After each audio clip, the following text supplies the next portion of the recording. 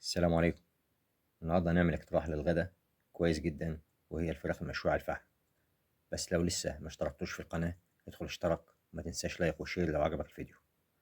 اول حاجة بنقسم الفراخ زي ما شفتني كده، قسمتها على نصين من عند السلسلة، وبعدين بنحاول نفتح الورك كويس والصدر، ونحاول نظهر العظم عشان تكون مستوية معانا كويس، وفي نفس الوقت تشرب معانا اكبر كمية من التتبيلة، وما يفضلش فيها مية من جوه او لسه دم فيها او ما استوتش معانا كويس. طبعا يا جماعة اهم حاجة في التشريح حاجتين: اول حاجه ان انا شرحت الفراخ فشربت معايا التبله كويس، وتاني حاجه وهي الاهم، يعني حتى لو هي مش شربتش معايا كويس نقول مثلا ممكن تطلع طعمها مش كويس بس مستويه، لا هي مش هتطلع معانا مستويه كويس لانها ما خدتش حقها في التشريح. وبعد كده بنحضر المنقوع اللي هنغسل بيه الفرخه بتاعتنا، اللي هو مكون من خل وسكر وملح وليمون وقرنفل وورق لورا، واهم حاجه الميه بتاعتنا تكون ميه بارده، متكونش ميه من الحنفيه.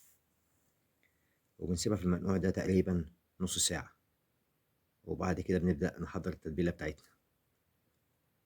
شايفين يا جماعة أنا لما هشرح كده حابب إن أنا أوريكم الفراخ بعد التشريح، شايفين العظمة ظاهرة إزاي والورك مفرود. ده كده بتطلع معانا فراخ ممتازة جدا يا جماعة في الطعم. وبعد كده هنبدأ نجهز التتبيلة بتاعتنا. التتبيلة بتاعتنا هتبقى توم، وهحط معاها طماطميتين عشان يضربوا في الخلاط، مش هحط أكتر من كده، وهنزل بيهم في الطبق بتاعي. وبعد كده هحضر الصلصة والبهارات بتاعتي والزيت، للي عنده زيت زيتون أو زيت عادي على حسب الموجود في كل بيت. أنا هنزل بزيت الزيتون اللي هو تقريبا من 5 ل7 معالق كبار من زيت الزيتون. هقلب دول مع بعضهم كويس، وهجهز التتبيلة بتاعتي. التتبيلة بتاعتي هتكون مكونة من كمون، معلقة من الكمون، نص معلقة من الفلفل الأبيض، وربع معلقة من الشطة، وتقريبا معلقة إلا ربع من ملح الطعام، الملح العادي.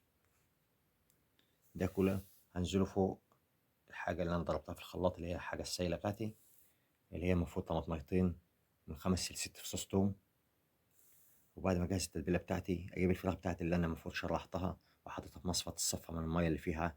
ليه لازم اصفيها كويس يا جماعه؟ عشان تشرب معايا التتبيله كويس. شايفين شربة معايا التتبيله كويس ازاي؟ هوريكم انا التتبيله الفرخه. شايفين ربع الصدر ده، ربع بس الصدر من الفرخه. شايفين ما شاء الله حجمه عامل ازاي؟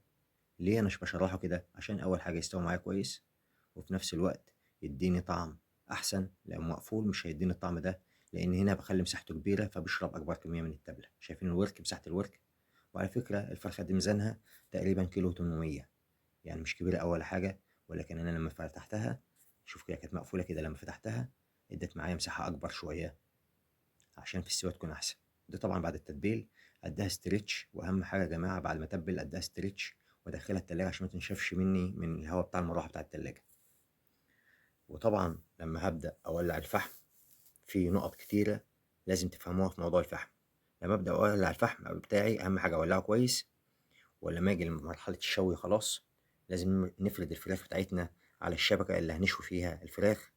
وأهم حاجة قبل ما ننزل بالفرخة على الفحم لازم نوزع الفحم بتاعنا في الشواية كويس، ويكون طبقة متوسطة، عشان لو الفحم بتاعنا كتير زيادة عن اللزوم يبقى هيدي معانا لون الفراخ من بره كأنها استوت وهي بالفعل لسه، لأنها ما خدتش حقها ووقتها على النار الهادية. المفروض النار تكون هادية. ودي كان شكلها النهائي بعد ما استوت الفراخ. طبعا أنا بصورها لكم من بعيد شوية لأن أنا بصور نفسي، ولكن لما أقرب لكم الكاميرا ما شاء الله الفراخ جاية تحفة، جاية مستوية خالص مش محروقة. ليه؟ لأنها استوت على نار هادية وخدت حقها في الشوي.